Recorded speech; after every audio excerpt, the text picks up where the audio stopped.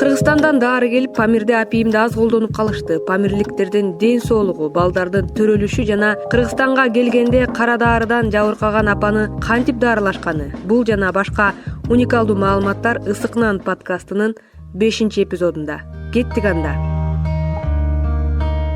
Баланын төрөлүшүн адамзат баласы 9 ай күтөт. Жарык дүйнөгө келер замат сүйүнчүлөп ымыркайдын чоң ата, чоң энесине, тайата тайэнесине биринчи иретти айтып, кубаныч менен бөлүшөт. Сүйүнчү деген сөзгө болсун деп айтышат. Кыргыздарда кыз төрөлгөндө сүйүнчүлөгөндөрдүн өзүнүн ыкмалары, жөрөлгөлөрү бар.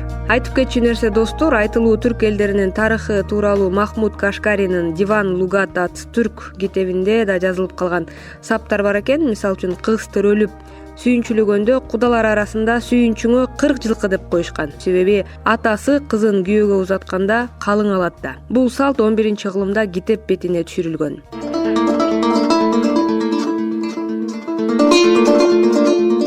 Ысык Нан. Боордоштордун жашоосу.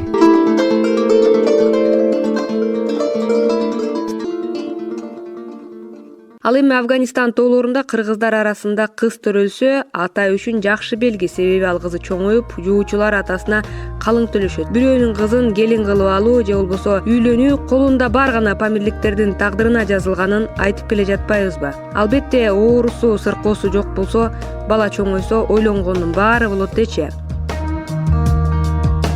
Салам достор, буга чейин эпизоддо айтылгандай, чыгарылышта биз памирлик аял эркектердин ден соолугу, апийимди эмне кичип алыша тургандыгы жана балдар кантип жарыкка келерин айтып беребиз.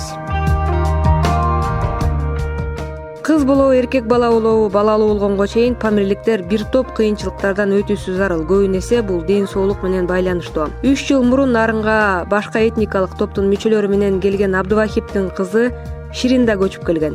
Ал буга чейин айтылган Шарапат апага келин болгон. Кайчылаш кудалар Кыргызстанга келгенде неберелүү болушкан. Биринчи келген жылы Абдывахиптин аялы уул төрөп берсе, экинчи жылы кызы неберелүү кылган. Ширин Абдывахиптин биринчи аялынан калган кызы. Кыргызстанга келип төрөгөнгө чейин Ширин билим алганга жетишти. Жашоо жакшы экен, эли жери жакшы экен. Бияка келип тамга таанып, окуганды үйрөнүп, окуп калдык. Мектеп бар экен. Ошо жакшы тамга таанып, жазганды билип, кичине неме болуп калдык. Жакшы болуп калды. Эми мектепке барчу эмеспиз. Эркектер эле окучу, балдар эле. Кыздарга мектеп жок болчу. Бияка келип кыздар да окуду, балдар да окуду, жазганды билип, жакшы болуп үйрөнүп, көнүп калдык.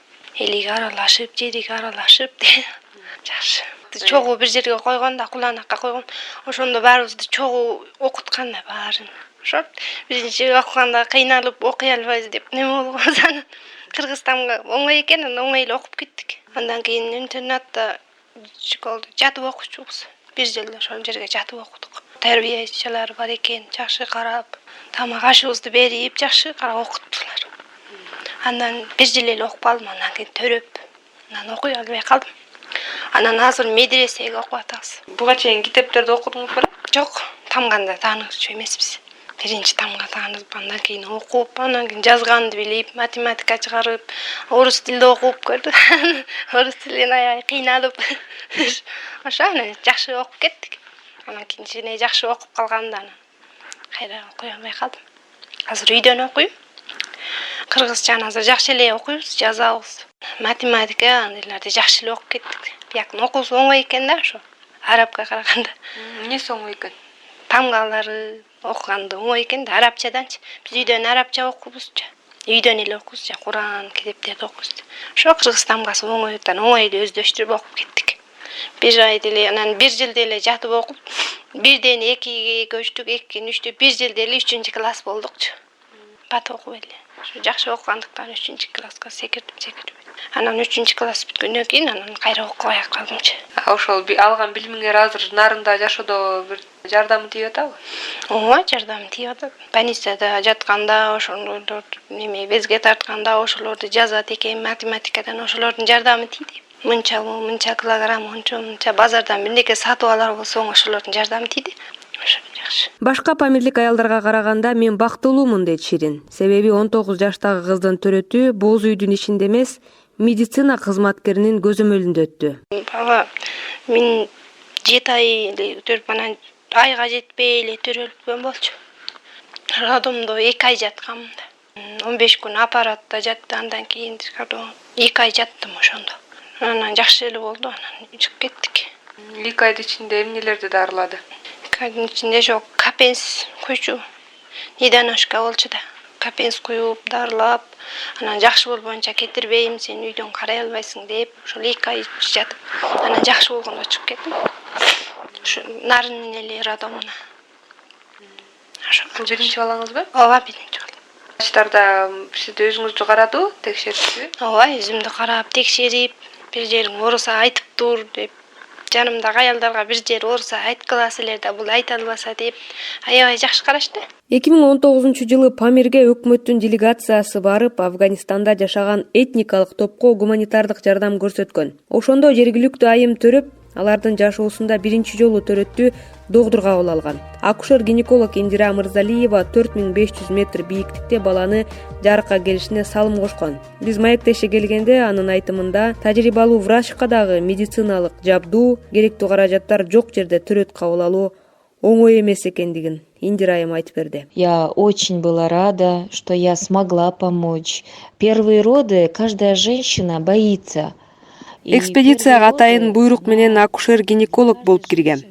Биз атайын топ менен Афганистанга бардык. Ал жерде 43 памирдик аялды карап чыкканга жетиштим. Алардын 3-өө кош бойлуу эле. Памир тоолорунда жүргөнүбүздө ал кош бойлуу аялдардын бирөөсүнүн толгоосу келип, өз убактысына жетпей эрте төрөт башталып калды. Карасам Кыргоол деген 18 жаштагы кыз төрөгөнү келиптир.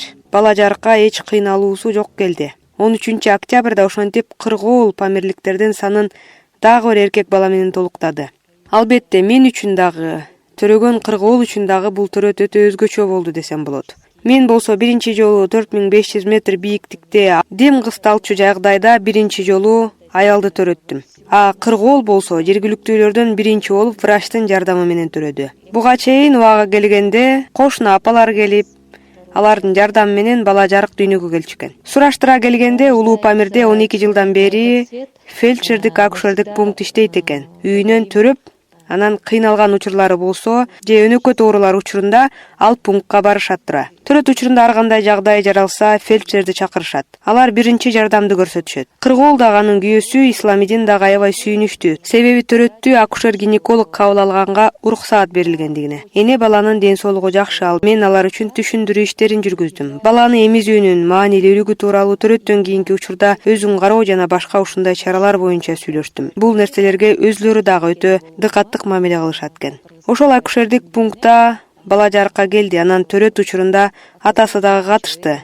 Бизде партнердук төрөт деп коебуз го. Өзүнүн колдоосун, жардамын, кайгырганын ар бир эмоциясын атасы айтып турду. Анан 2 килограмм 700 граммдык бала төрөлдү. Биринчи төрөт ар бир аял үчүн маанилүү. Айрымдарыбыз коркушубуз мүмкүн, бирок кандай гана учур болбосун төрөт таза, шарттары бар жерде өтүш керек. Кичинекей ымыркайдын төрөлүшүнө ата-энеси гана эмес, мен жана бардык экспедициянын мүчөлөрү сүйүнүштү. Улуу Памирде кыргыздардын саны дагы бир эркек бала менен толукталбадыбы? Чындыгында ошол жердеги эмоциямды сөз менен айтып бере албайм. Азыркы күнгө чейин менин көз алдымда. Мен кубанычтамын. Анткени памирлик кыргыздын киндик энеси болуп калдым. Кыргызстанда биз көптөгөн балдарды жарыкка алып келебиз. Ата-энелери бактылуу болушат. Албетте ар бир учур биз үчүн маанилүү. Кандай болгон күндө дагы Памирдеги төрөт мен үчүн өзгөчө болуп кала берет. Большого афганского Памира, гиндикене болгонума, по-кыргызски называется гиндикене, оказалась этим человеком я. Жаш улгайып калган апалар баары чогулуп келип киндик кесишет. Бирок Шириндин айтымында төрөт учурунда көбүнчө аялдардан кан көп кетип калат. Врач жок, больница жок, үйдөн эле өздөрү эле төрөйт. Кошунанын аялдары эле төрөтөт. Оорбу үйдө төрөгөн? Ооба, орда. Кан жетишсиз болуп, кан кетип, жолдош түшпөй көп каза болот да ошондон. Тон баланы жолдош деп коет. Ошондон көп каза болот да, кан аз болупчу. Ошо биякта жакшы, андайлар анча-мынча жок. Төрөттөн кыйналбайт. Больницасы бар. Балдар дагы көп чарчабайт экен, балдарды ооруса карап, биякта жөтөлүп эле чарчап калчу, биякта антпейт. Кичине жөтөлсө эле скорый чакырып, больницага апарып жаткызып, жакшы карайт экендер ошо. Биринчиден ошо больницасы бар, мектеби бар, машина жолу бар. Ошолор жакты бизге. Памирде андай жок, кичине ооруса кыйналып, байкуш апалары ыйлап кыйналчубуз. Анан бияка келип жакшы кичине эле болсо врачтар келип карап, текшерип, больницага жиберип, жаткызып жакшы карайт. Буга чейин айткандай, памирликтер тоодон жакын жайгашкан айылдарга, шаарларга бир жылда бир эле жолу түшөт экен. Себеби жол жок. Болгон жолду айрым жыл мезгилдеринде суу каптап турат. Кышында кар, анда-санда башка соода кылгандар гана өзлөрү келип айрым керектүү азык-түлүктү сатып кетишет. Бирок дары-дармек тууралуу сөз жок дейт Ширин. Аялдар үчүн дары аябай жетишсиз. Дары жок да. Дары жок, дары болсо да берсе да болбойт да, көбү жөтөлүп, кан жетишпей, ошондон көп каза болушат. Каны азбы, көппү, аны текшерген киши жок, ким билбейт. Ошондон көп чарчап калышат. Бул заттын 1000 түркүн аттары бар. Опий союз убагында колдонулган ат. Кыргыздар аны апийим дешет. Памирликтер аны кара дары деп аташат. Бул кара дарыны айрым дүйнө элдери аз өлчөмдө ооруну басаңдатуучу дары катары колдонуп келатышпайбы? Мак гүлүнөн алынган дарыны байыркы Римде дагы колдонгондугу тууралуу көптөгөн маалыматтар интернет блогунда бар экен. Ширин бул кара дары памирликтердин колуна кантип тиерин жана кандай багытта колдонуларын ачыкка чыгарды. Апийимди төрөгөн аялдарга ичиреткен депчи. Ушундай болобу негизи? Мындайлар болот, ооба, мындай ичи курсагы шишип кетсе, анан да башка дары жок, ошол үчүн неме кылганда кичине дары болот да, ошого колдонот. Курсагы шишип кетсе, курсага сүйкөсө кичине жакшы болуп калат. Ошондойлорго дары болгондугу үчүн колдонот. Төрөттүчү? Төрөттү, анын жардамы тийбейт. Бала жөтөлүп калса, кичине сүйкөп койсо, кичине неме болуп калат, жакшы болуп калат. Ошол үчүн колдонот. Ичпейт, э? Жок, ичпейт, жөн эле сүйкөп коет. Аялдар ичеби? Аялдар да ичпейт. Айтып калышчу да. Апийимди афгандыктар алып келет, анан малга алмашып памирликтер сатып алат депчи. Ушундай болобу? Ооба, туурачы, малга алмашып сатып алып. Дары жоктуктан, врач жоктуктан ошону колдонушат да. Азыр Кыргызстанда барат, жылга жардам апарып, дары апарып, азыр кичине дары неме болуп, жакшы болуп жатат азыр. Кыргызстан апарган дарыларын ичип, азыр аны анча деле колдонбой калды, кара дарыны, апийимдичи. Азыр дары барат, Кыргызстан жардам апарат, ошондо апарып, жакшы болуп калды. Кара дары деп коесуңарбы аны? Ооба. Ал бирөөлөр алып келет да, өспөйт да силерде? Жок, бизде өспөйт, аны алыстан кабель деген борбордон алып келип сатып алат. Оору аябай катуу ооруп атканда аны ичкенде обезболивающий сыяктуу турбайбы? Ошондойлордо кичине жардам тийип калат. Келечекке кандай көз караштарыңар бар? Келечекке жакшы көз караштар, окуса, анан кичинекей балдар окуп, чоңойгондо врач болсо, машина айдаса, ошол врач болуп, памирликте, памир туугандарга барып ошолорду дарыласа деп, ошондой көз караштарыбыз бар. Ошентип азыр Нарын областында Ширин күйөөсү экөө Нарынбек аттуу эркек баланы чоңойтуп жатышат. Күйөөсү дагы эле мектепте окуйт, 20 жашта болсо дагы билим алууну, билимдүү болууну, балдарынын келечеги үчүн аракет кылууда.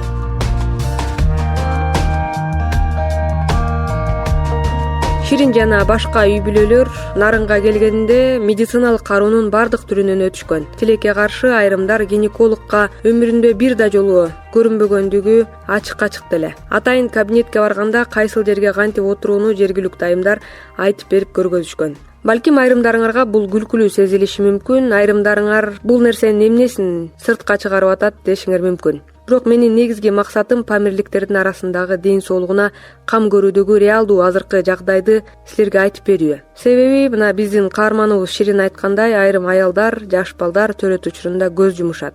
Бул өтө өкүнүчтүү нерсе. Өлүмдөн бир оорудан сактап калганга дары-дармектин жетишсиздиги жан кейитет. Нарынга келгендердин көбү балдарын окутуу, жетиштүү медицинаны колдонууну көздөп келишпеди беле, достор.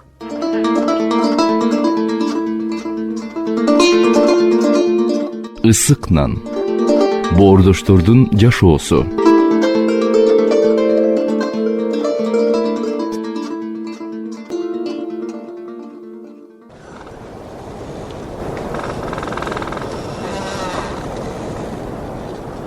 Тоолордо жашаган адамдардын көбү кан басымы жогору болгон оорулар менен жабыркайт эмеспи? Жөнөкөй адам 4500 метр бийиктикке чыкса, тоо оорулары байкала баштайт. Баш оору, жүрөк кысылгандай болот, жүрөк айланат. Мындайды ар бириңер эле сезип көрсөңөр керек. Мисалы үчүн мен Нарынга барганда кичине тоолуу жерге чыгып койгондугуна байланыштуу жүрөгүм кыргызча айтканда лакылдап кеткенин да сезип калдым. Гипоксия же болбосо дем алууга абанын составына кирүүчү газдын жетишсиздигинен кан алмашуу жана бир топ процесстери оорлотот. Альпинисттердин бийиктикке көтөрүлгөн сайын кыймыл аракети оорлогонун байкап угуп жүрсөңүздөр керек. Бирок мындай бийиктикте туруктуу жашагандардын организми өзгөчө болгону менен көптөгөн оорулар менен жабыркашат экен. Бул тууралуу Нарын областык үй-бүлөлүк медицина борборунун директордун дарылоо иштери боюнча орун басары Атүркүл Кыргызбаева мындай деп кеп салды. Була эң биринчи келгенде биздин Нарын облустук бириктирилген ооруканага жаткачты. Алар өзүнчө организация болгондуктан бул биринчи келген карантин деп коебуз, ошо карантин ошолордо өттү да. Бизге болсо алар аякта жатып, бир айча жатып, адаптация алып, болгон керектүү изилдөөлөрдүн баарынан өтүп, ар бирине текшерип чыгышты. Мисалы үчүн деген электрокардиограмма жазышты, УЗИ жазышты, боорун изилдешти, жанагы алына турган анализдердин клиник анализ, биохимик анализдердин баарын алышып, ар бирине диагноз коюп, андан кийин бизге өткөрүп беришти. Биздики болсо биз буларды амбулатордук кароодо карап турабыз. Ар бир үйлөргө жайгаштырып, анан биздин үйлөр таргыле топторуна адрестен жараша бөлүп берип, анан ошолор андан кийин карап турушту да, ошо оорулууна жараша. Негизи булар деген ошо өтпөптүр да, бул жаңы келгенде. Бизге болсо мондо диагноздор коюлуп, анан кийин ким эмне менен ооруган ошонун баары коюлгондон кийин келди да. Анан биз билишибизче булар ошол врачтарда даже көрүнбөптү да, көбүндө эме чыкты деген, жана врожденный порок сердца. Мисалы үчүн деген жаштар бир топко барып калды, ал ошо порок жүзүндө билбейт экен.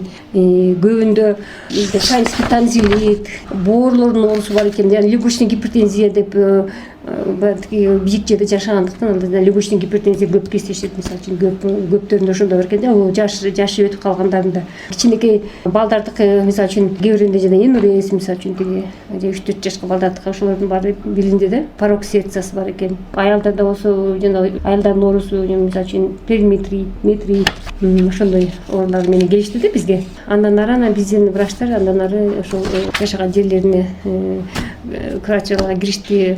Анан ошоңго барып улам барып ошо жерге кандай жашап атат, температурасы барбы жокпу, берген дарыларды ичип атышпы, ичкен жокпу, баарын карап турушту да барып. Жүрөк тешик оорулары, анан кан басым оорулары бар депчи. Аларды 4500 бийиктиктен Кыргызстанга түшүп, Нарын деле тоолуу областычы, бирок ошого мындай өзгөрүү болдубу алардын ден соолугунда? Биз муларда барып сүйлөшүп калдык да, сүйлөшүп кандай десек, бул деле биздин Нарын өрөөнү аларга мындай көп деле өзгөчөлүк алып келген жок да. Себеби деген өздөрүн жакшы эле сезип атышты. Негизи климат окшошураак деп. Анан бияка келип тиги мындай ушул именно климаттын айынан ооруп калганда болгон жок. Анда болгон жок, жакшы эле көнүп кетишти, жакшы эле бияк. Единственное тиги бизде дагы Бишкектен келип, улам жылына бир жолу Бишкектен да келип кайра дагы повторно өткөрүп атканда, алардыкын салыштырып көргөндө ошол өзгөчөлүк жок болгон экен да, өзгөчөлүк жок. Анан баягы табылган оорулар боюнча убагында дарыларын алышып, анан мындай өтө деле тиги эме болгон жок, өзгөчөлүк болгон жок. Кыргызстанда негизи мындай карап көрсөк, биз өтө көп үй-бүлөнү пландоо маселеси тууралуу талкууларды өткөрүп турабыз. Айылдарда врачтар мисалы үчүн пландап төрө, ден соолугуңа карашың керек деген өзүнүн кеңештерин берип келет эмеспи? Негизи биринчи бала төрөлгөндөн кийин аял заты өзүнүн ден соолугун чыңдап, анан кийинки балдарын төрөө маанилүү экени айтылат. Тилекке каршы 4500 метр бийиктикте Памирлик кыргыздардын аялдары ден соолугуна көңүл бөлүү маселесин ишке ашыруу ар дайым эле боло бербейт экен. Сактанууну да билбейт экен да, сактануулар жөнүндө. Биз ошол мурдатан 6 жыл боюнан түшүп, 7 жыл боюнан түшүп, анан ошо балдары жаш барларга анан биз эме кылабыз деп төрөбөй кое туруш керек. Анан кийин жана сактануу жолдорун айтып, анан сактануучу дарыларды берсек, ошого көп мындай көңүлдөр келген жок да. Ал мындай Кудай берип аткан балага деген кандай андай кылбайбыз, боло берсин дегендей кылып. Анан ошо биздин врачтар анан кийин ошо бизденагы бойго болтуруучу дарылар кээ бирөө ошо колдонбойт да. Кыздар жаңы эле төрөгөн, баласы 2-ге чыга элек, анан ошол сактануу жолун биздин врачтар айтса, ал мен дагы төрөйт элем деп моюн сунбай атат да. Анан дагы экөө азыр бизде ошол бойго болтурган дарысын ичип атышат. Анан бизде ошо жаңы келгенде боюнда бар болуп келген. Боюнда болгон, бул бала ошо бизден төрөлдү. 2018-жылдын баш жагында төрөлүп калды го. төрөлдү. Боюнда бар кезинде мамасын биз эмеге жөнөттүк, Бишкекке төрөпкөш үчүн. Боюнда бар убагы жакшынакай өттү. Ачканда осаждение болгон жок. Анан Бишкекке барып, Бишкектен 21-октябрда төрөлдү бул бала. Анан ушу чыгарганы барганда мен алып келдим да. Анан чыгаралы деп чыгарып атсак, анын документтери бул бала келгенде паспорту жок, иштери. Анан паспорт алганча ошол аты бири баягы төрөйүнө барганда фамилиясы башкача болуп, анан чыгайын дегенде дагы башкача өздөрүнүн оозунан айтылат да. Анан башкача айтылып калып, анан ошол эки башка айтылып калгандыктан мунун эмесин тиги туулгандыгы тууралуу күбөлүгүн ала албай, анан буга ушул соцзащита дагы кийлигишип атып, анан алты ай болуп калгандары алып бердик да мунун документин. Чыгып келатканда экөөбүз чыга келатканда анан ошо сүйлөшүп келаттык жолдон. Анан мен сурап, бул кандай, мурда балдарды кандай төрөдүң эле? Анан бул бала кандай төрөлдү да, мында балдардын үйүнө төрөгөн. Анан ушу бул баласын больницадан төрөп, анан ошо өзүнүн тиги мындай ыраазычылыгын айтып атты да. Аябай карашты, жакшы төрөгөндө дагы баласын ошол төрөтүп атканда дагы жакшы мамиле жасап, баласына өзүнө да жакшы мамиле жасап,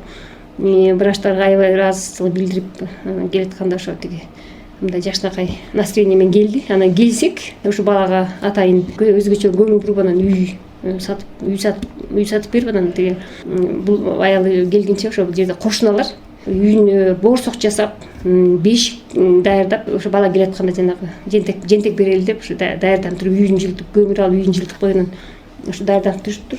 Келсек, анан ошо тозуп алып баласын бешикке бөлөгөндү, анан ал күнү үйрөткөн жок, но ошол бөлөгөндү өстүрүлө билет го, но бирок антсе дагы ошо кошуналар биз ушундай эме кылабыз деп, ар жагын көрсөтүп, бир жагын көрсөтүп. Үйдө кабыл алынган төрөт менен доктордо кабыл алынган төрөт бир топ эле айырмаланат да. Конечно, бир топ айырмаланат. Үйдө төрөгөн менен азыр деген үйдө төрөгөндө канчалык мындай доктордо төрөп атканда осаждение болот. Балада шар кетпейт, ошо төрөп атканда тиги жанагы родовой путь деп коет, ошондо тагалып калат, травмалар ар кандай болот, гипоксия болот, төрөй албай калып. Анан доктор болсо ошонун баарын алдын алып, бул аял уже төрөгөнгө чейин даярдалат да, давлениеси канча экен, баласынын жүрөгүнүн соккону кандай болуп атат, эми качан төрөш керек, ошонун баары расчет жасалып, ошол врачтар мында даяр турат, күтүп алган. Если какие-то осложнения болоюн десе, может кейсериев агалап же кандай жол менен төрөтүш керек, ошонун баары уже алдын ала ойлонуп, алдын ала пландаштырып коет да. Анан мун ошол бул больницага барганда роддомго ошонун баары мындай сезилдик да, ошол алдын ала даярданып, ошол мени төрөтүш үчүн баары мындай даярдык көрүп калышты.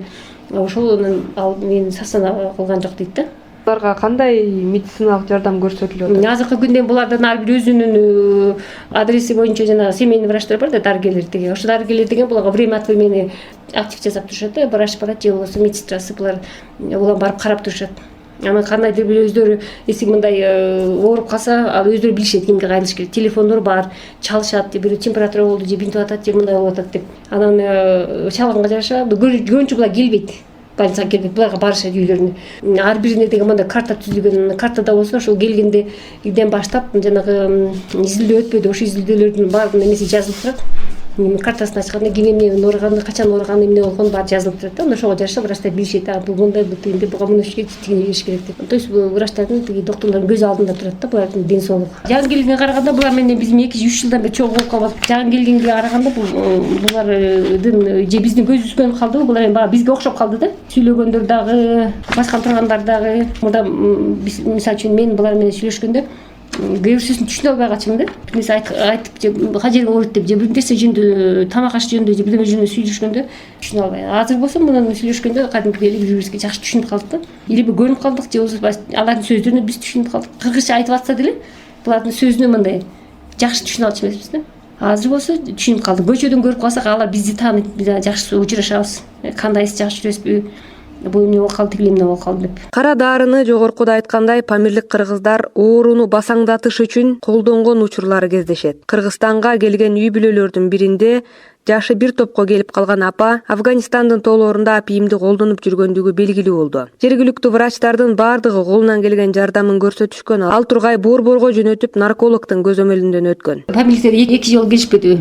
Биринчи келгендердин арасында жок болчу, анан кийинки келгендердин арасында 61 жылкы апа деп коелу, кошо келген. Келгенде эле ошо тиги башкалардан айырмаланып, башынын ооруганына аябай даттанганда, башым ооруп атат, калчылдап атам, тердеп атам деп. Анан кийин келгенде биздикилер больницага жаткырып алардын баары бир жире карантинден өткөрөт да. Ошол карантин убагында ал кишиге наблюдать этип, жана наркозависимый симптомдор байкалган да, жанагы баштын ооруганы, калчылдаганы, тердегени, ошо абстинентный синдром деп коет эмеспи, ошо абстинентный синдром болуп атканы байкалып, анан нарколог психиатр менен консультация жасаганда, алар ушул кишиден ушу эмеси симптомдору именно ушул наркозависимый экендигин аныкташып, анан больницага жаткырылганда наркологияда где-то 1 ай жатып, жолдо айтылган даттануулар жок болуп чыккан. Врачтар да карап турат да, карап турушат. Абалы жакшы эле, но бирок ал киши ошо көп убакта көп даттанат да, тиги башынын ооруганына көп даттанат. Даттанганда барып убагында карап, керек болсо ошо отделениеге неврологияга жаткырып дарыланып чыгат. Негизи апийим аялдын ден соолугуна кандай таасирин тийгизет? Бул апийим аялдын ден соолугуна кандай кылат? Бул апийим мурда ошол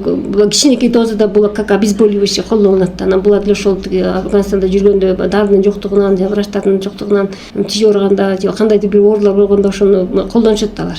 Кичине анан ошо кичинеден колдоно берсе, анан бара бул ушу зависимостька өтүп кетет да.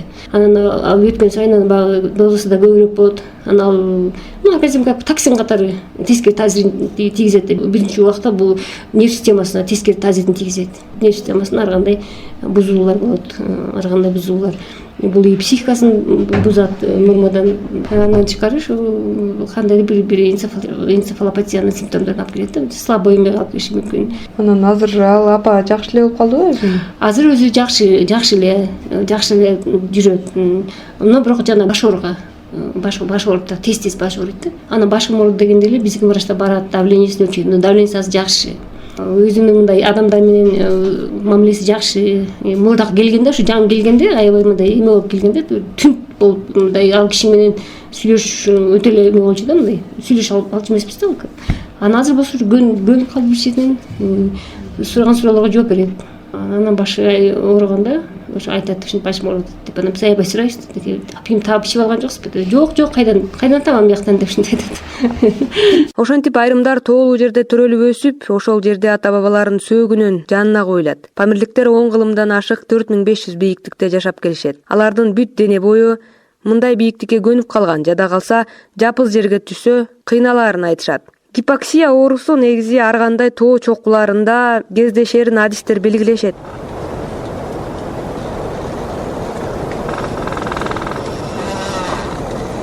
Мисалы, абанын курамындагы дем алуучу газдын жетишсиздигинен келип чыккан оорулар Альпы тоолорунда 2000 метр бийиктиктен башталса, Кавказда 3 метрден өйдө, ал эми Тянь-Шанда 3500, Анды тоолору менен Памир кыркаларында 4500 метр бийиктиктен өйдө чыкканда ар кандай тоо оорулары кездешет экен.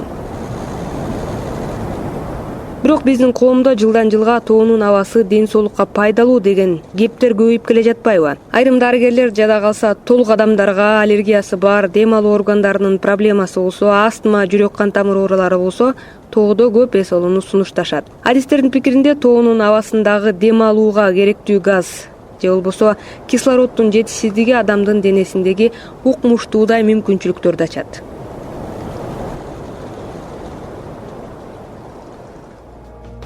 Бекеринен көптөгөн спортсмендер өзүнүн машыгууларын байкасаңыздар тоолордо өткөрөт экен. Ал эми доктурлар болсо тоону колдонууга мүмкүн болгон допинг деп атап коюшат экен. Спорттук мелдеш учурунда тоодон жапыз жерге түшкөн спорт оюнчулары мыкты көрсөткүчтөргө жетишкендиги факт.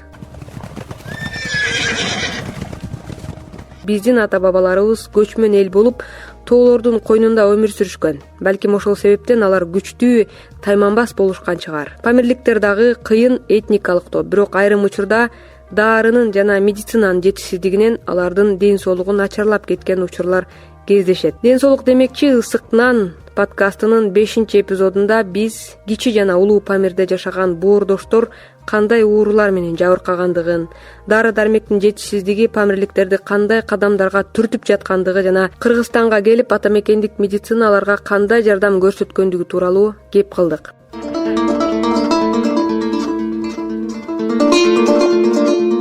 Ысык-нан. Боордоштордун жашоосу.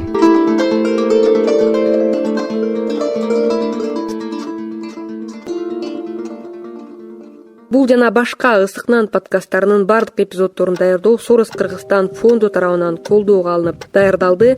Айтылган ой-пикирлер Сорос Кыргызстан фондунун көз карашын билдирбейт. Айта кетчү нерсе, бул подкасттын ар бир эпизоду Биринчи радиого таандык. Сиз биздин ар бир чыгарылышыбызды Биринчи радионун эфирлеринен уга аласыздар. КТРК KG сайтынын Биринчи радио баракчасынан подкаст деген бөлүмдү таап алып, ал жерден да уксаңыздар болот. Мындан тышкары Anchor, Google Podcast жана radiopublic.com, Spotify ресурстарынан ысыкнан деп издесеңер эле баракча чыгат. Аны көчүрүп алып, убактыңар болгондо каалаган жериңерде укса болот. Анан кийинкилерди өткөрүп жибербегиле достор. Силер менен мен Салтанат Калдыбаева болдум. Эмки чыгарылышка чейин.